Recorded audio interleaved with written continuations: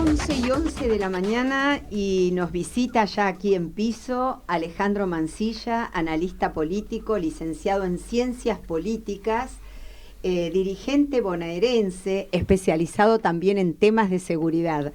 Buen día, ¿cómo estás, Alejandro? Un gusto tenerte aquí. Muy buen día, gracias por la invitación y bueno, y aquí estamos para poder elucubrar algunas cuestiones que nos pasan. Exacto, para que nos cuentes algo, a ver, como dirigente en este caso. Bueno, no escapa al conocimiento ni nuestro ni de nuestros oyentes la grave crisis que está atravesando, digamos, nuestro país desde las instituciones y desde todos los frentes políticos. Contanos algo, a ver. Sí, nosotros estamos observando, y principalmente yo, ¿no? Vengo observando una situación bastante crítica en todos los partidos políticos. Hay crisis en los partidos políticos, lo ha mencionado inclusive el propio Macri hace unos días, también pasa por el Frente de Todos, que es el tema egos, ¿no? Exacto. Los dirigentes políticos, y me incluyo, muchas veces cuando comienzan a tener un protagonismo mayor, comienza a crecer el ego. Entonces cuando comienza a crecer el ego, piensan que tienen el toro por las astas y la manija. Entonces como piensan que tienen el toro por las astas y la manija, pueden comenzar a aplicar sus ideas según lo que ellos creen que se tiene que hacer. Cuando aplican sus ideas y resulta ser que son contradictorias a las del pueblo, ese ego comienza un poco a decaer, entonces comienzan a crecer otros egos. Y ahí donde vienen los enfrentamientos que suceden tanto en el Frente de Todos entre Cristina Fernández de Kirchner, que de por sí tiene los egos muy elevados de hace muchos años, y Alberto Fernández, que hace 3 años atrás era un mero comentador de la vida política nacional, pasó a ser presidente de la Nación y lógicamente tiene también sus egos. Entonces, ahora la diferencia es que Cristina tiene un trabajo político de 50 años y Alberto no. Y eso pesa en la relación de fuerzas dentro del Frente de Todos. Y lógicamente que la última palabra siempre la va a tener Cristina Fernández de Kirchner por esa historia y por esa estructura. Y lo mismo sucede con Sergio Massa. Massa, a pesar de ser un dirigente joven, pero viene militando de los 16 años y también ha construido una estructura política muy importante que es el Frente Renovador y que dentro del Frente de Todos juega un papel preponderante. No así Alberto Fernández, porque Alberto Fernández nunca construyó territorio ni estructura dirigencial en el país. Siempre ha sido como una especie de consultor o armador de estrategias o jefe de campañas políticas, pero no así un constructor de territorio, como lo venía diciendo anteriormente, y eso lo debilita muchísimo. Claro. Y el único espacio que tiene de contención es el movimiento Evita, que se ha constituido en base a piquetes y en base a esta crisis social que venimos sufriendo en los últimos años. Y que algunos vivos, lastimosamente, en base a ese mancomunado y a veces exacerbado manejo de planes sociales, se han convertido en millonarios, ¿no? Y a veces lo vemos por televisión o lo escuchamos por las redes sociales, vestidos de pobres. Y la realidad no es esa, ¿no? Y eso también pesa mucho, ¿no? Y creo que también pesa mucho en la propia persona que cobra un plan.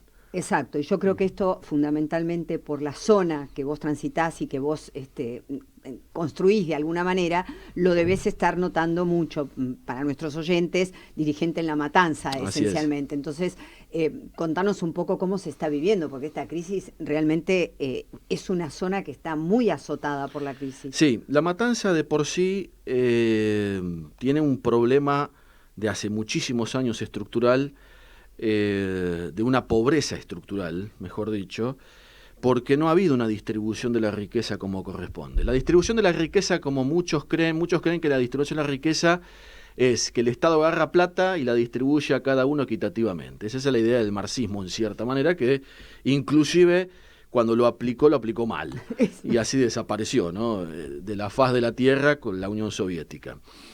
China lo comprendió un poco mejor esto, porque la distribución de las riquezas está principalmente focalizada en el desarrollo industrial. Cuando usted tiene desarrollo industrial, puede tener mayor cantidad de empleo, por ende, al mayor cantidad de empleo, mayor cantidad de salario, y entonces el trabajador pasa a ser clase media. Eso es distribución de riqueza.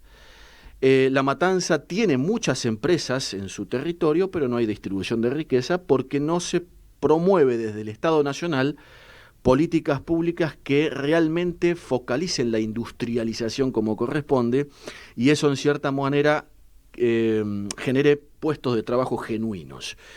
Entonces, la dirigencia política se ha abocado a destruir la industria en base a impuestazos y a tarifazos y a especulación financiera, y por otro lado a acrecentar la pobreza. Entonces el acrecentamiento de pobreza significa votos. Exacto. Y esto viene de hace 30 años.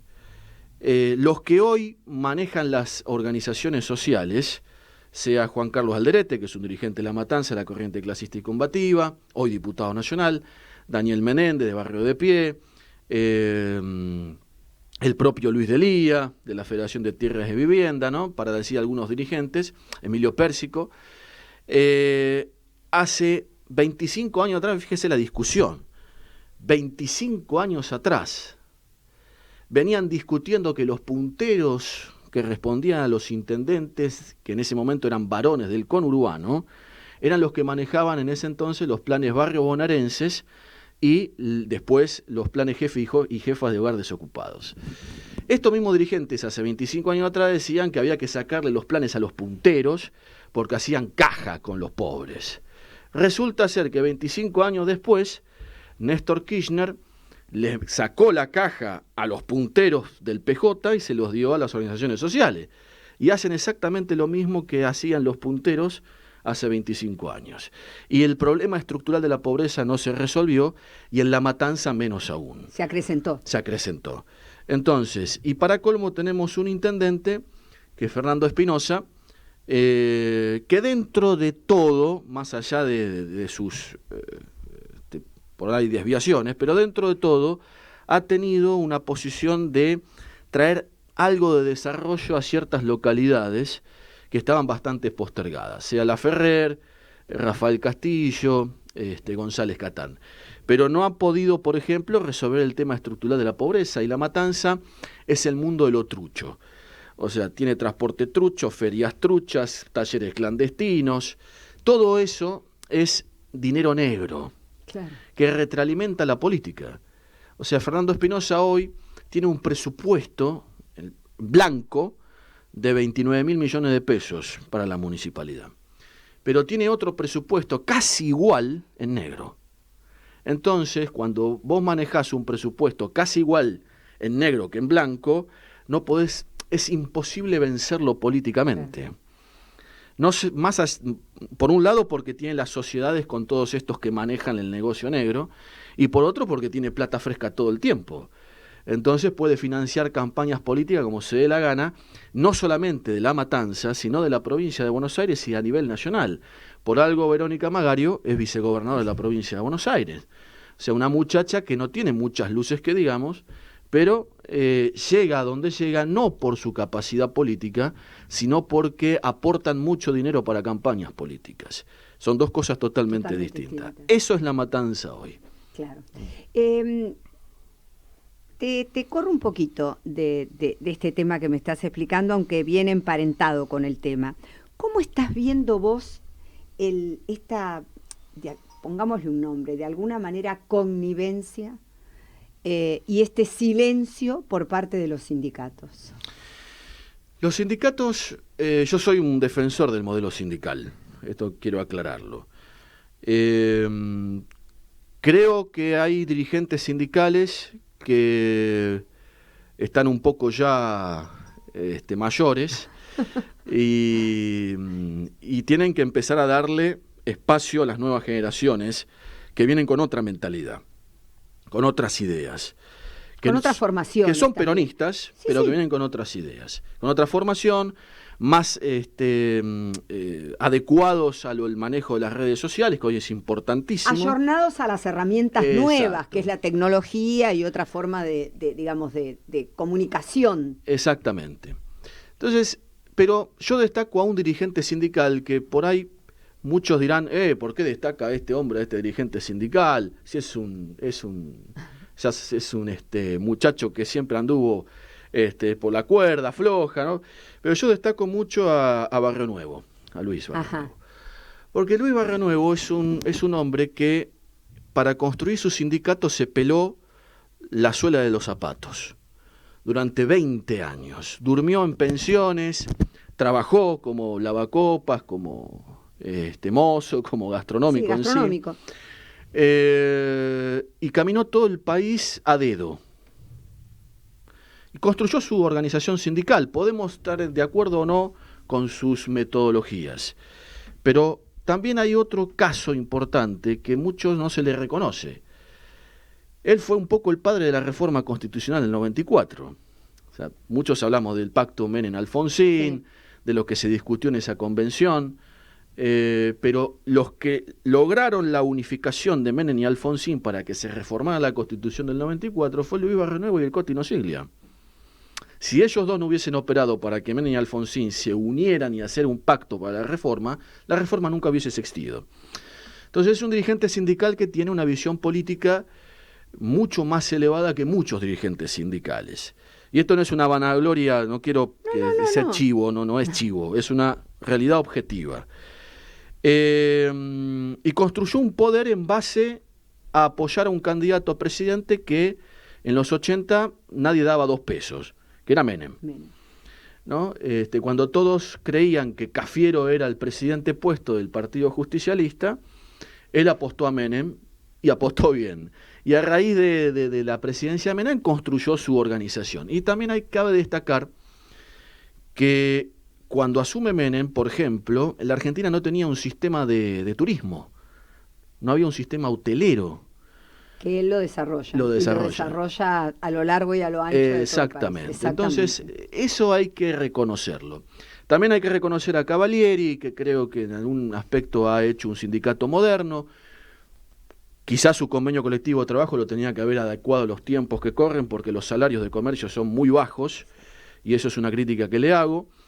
Y Hugo Moyano, que en cierta manera, en un principio, venía con mucha potencia, con un modelo sindical peronista en serio, y en un momento se estancó, y quiso ir por todo, y se quedó casi sin nada.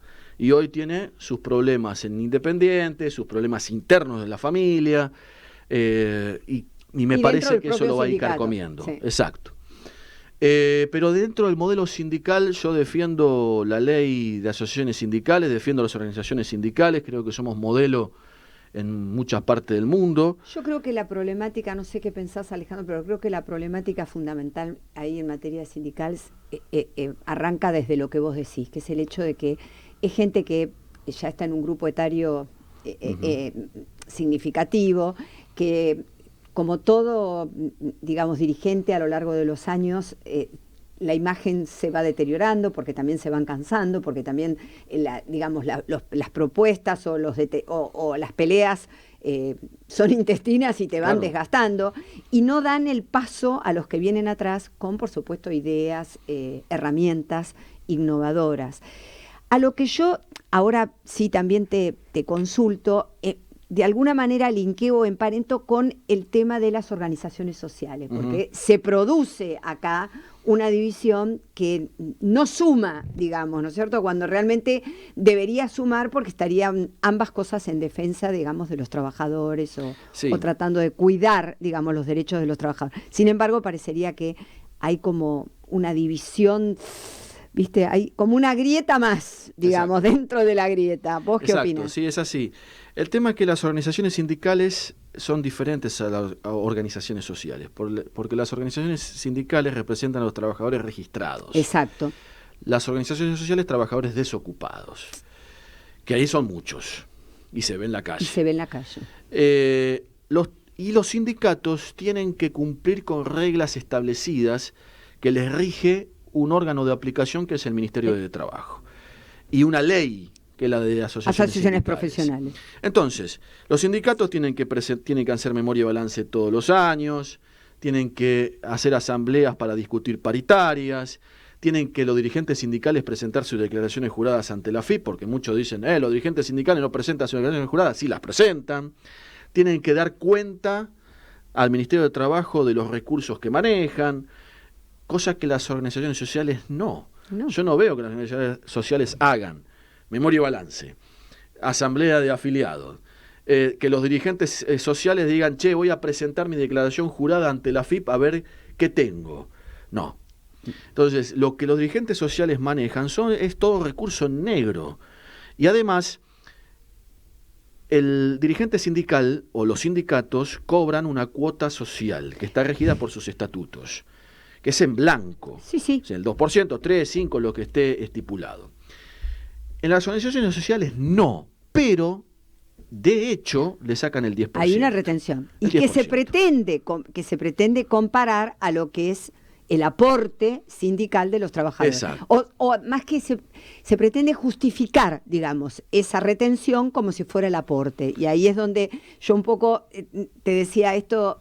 Genera esta grieta, porque la realidad o esta disidencia que hay entre una cosa y la otra, ¿no es cierto? Totalmente. Y además, fíjese, hace unos años atrás se le criticó mucho al dirigente sindical de trabajadores de lecheros, sí, ¿no? Del Sindicato de la Leche, Ponce, porque cobraba una cuota social a sus trabajadores, que tienen salarios bastante elevados, los trabajadores de la industria lechera, del 10%.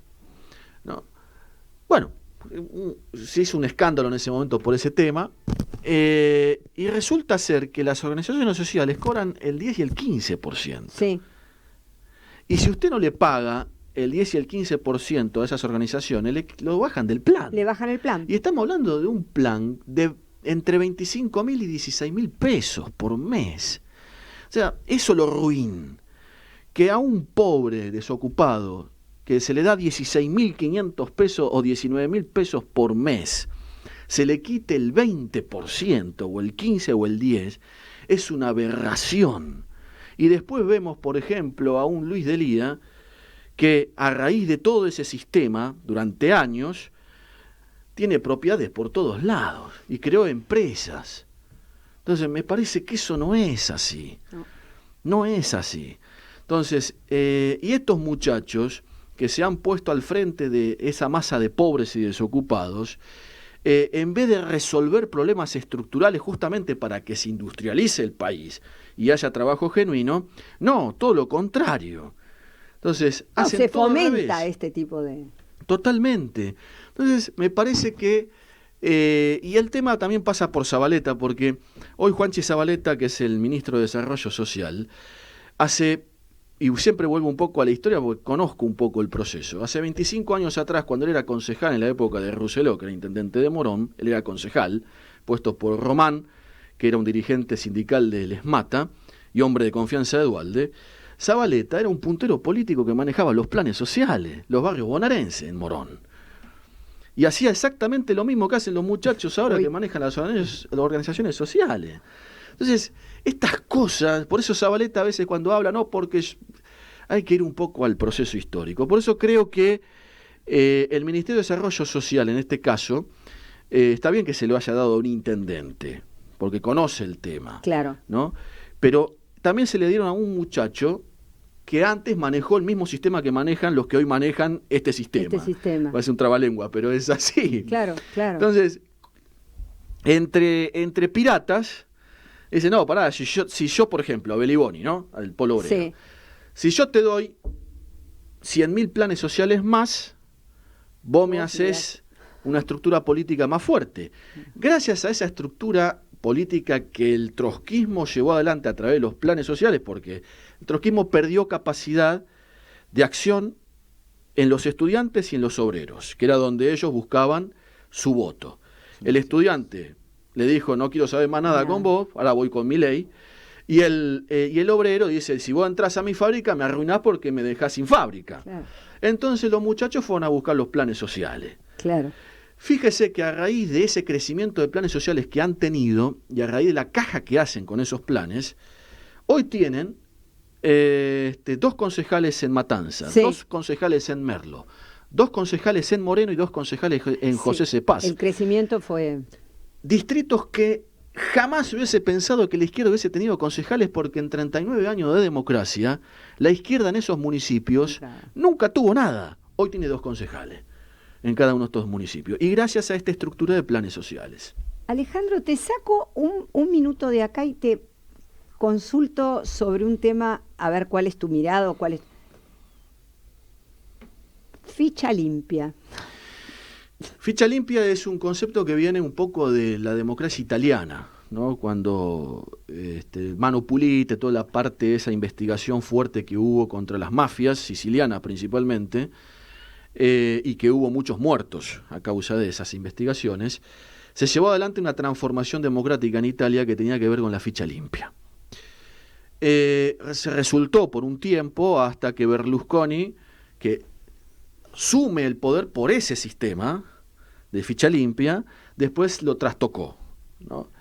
Y hoy Italia tiene casi los mismos problemas que tenemos nosotros acá en la Argentina. Pero la ficha limpia es un debate que acá también se llevó adelante luego de la mega marcha que hizo, por ejemplo, Juan Carlos Bloomberg, sí, cuando fue por el tema de la muerte de su hijo, que él organizó marchas multitudinarias en el 2004, 2005, sí, y que él ponía de manifiesto en sus alocuciones este tema de la ficha limpia. Es muy difícil aplicarlo en la Argentina bajo este sistema, porque para poder aplicarlo se necesitan 2 cosas. O una manifestación popular fuerte que diga, bueno, queremos ficha limpia y queremos un plebiscito para que esto se aplique, o una manifestación popular violenta, que no sirve. Que no sirve. Que no sirve. Entonces, creo que el sistema político en algún momento, no ahora, pero en algún momento va a tener que empezar a aplicar todos estos sistemas. Porque la sociedad misma ya hoy está comenzando a caminar sí, la senda del repudio, sí, a la dirigencia política. Sí, sí, está como demasiado manifiesto esto, ¿no? Sí. Y se notó también ya en las elecciones digamos, de medio término. O sea, se notó mucho. Se notó mucho, y creo que esto, a lo que vos estás haciendo referencia de lo que sucedió con la izquierda, también fue producto de esto, ¿no es cierto? Total. O sea, yo creo que del hastío de que frente de todo se y bueno, salgamos para otro lado. Lo mismo que sucedió con Milei, ¿no? O sea, total, convengamos. Fíjese, disculpe, ¿no? Sí. Fíjese, en los 90, cuando comenzaron a crecer los casos de corrupción del menemismo, que eran bastante fuertes, sumado los 2 atentados a la Embajada de Israel y la AMIA, que también ocasionó una situación media debilitante para el gobierno de Menem, pero ahí surgieron figuras importantes como Chacho Álvarez, por ejemplo. Chacho Álvarez, en el paso de 6 años, fue como la innovación política en la Argentina. Porque le sacó el lugar al radicalismo. Inclusive en la elección del 95 salió segundo con Bordón. Y en el 99 termina haciendo la alianza con el radicalismo y gana la elección presidencial. Después, bueno, fue un desastre. Fíjese que después del 2001 la figura expectante, o las figuras expectantes que buscaba la sociedad para lo que era ir en contra de los políticos tradicionales, era el trotskismo. Luis Zamora, por ejemplo, salió tercero en una elección acá en la ciudad de Buenos Aires. El trotskismo en la provincia de Buenos Aires, que siempre sacaba el 0.8%, sacó el 5% en aquel momento. Entonces la sociedad buscó refugio en el trotskismo. Cuando el trotskismo comenzó a hacer lo mismo que los demás, ahora salen las figuras de Milei y Esper, por ejemplo. Entonces la sociedad ahora va el independiente más que nada. Sí. Dice, ahora ya el trotskismo me desilusionó. Ahora voy por el liberalismo, otra vez, como fue Menem en los 90. Y a ver si Esper y Milei nos salvan de esta situación. Y todo va a ir modificándose en base a que si también los liberales fracasan, va a surgir algo nuevo que puede ser más degradante de lo que hay en el sistema político. Y por ahí terminemos con el anarquismo acá. Sí. Si no hay una solución concreta, que sería lo peor. Sería lo peor. Pero hoy la sociedad independiente está buscando salvación en las figuras de Javier Milei y en las figuras también de José Luis Esper. Tal cual. O sea, buscan esa salvación. Sí.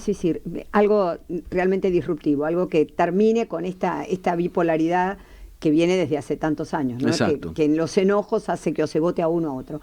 Alejandro, en los tiempos de la radio vos los conocés y nos quedaríamos toda la mañana conversando con vos. Te agradezco un montón que hayas pasado por acá, por Radio Sónica, y que, de alguna manera nos hayas dejado tu mirada. Sabés que siempre es un gusto recibirte. No, gracias a ustedes por la atención y espero que tengan una buena mañana. Bueno, muchas gracias. Bueno, siendo las 10:36, nos despedimos de Alejandro y nos vamos a una tandita.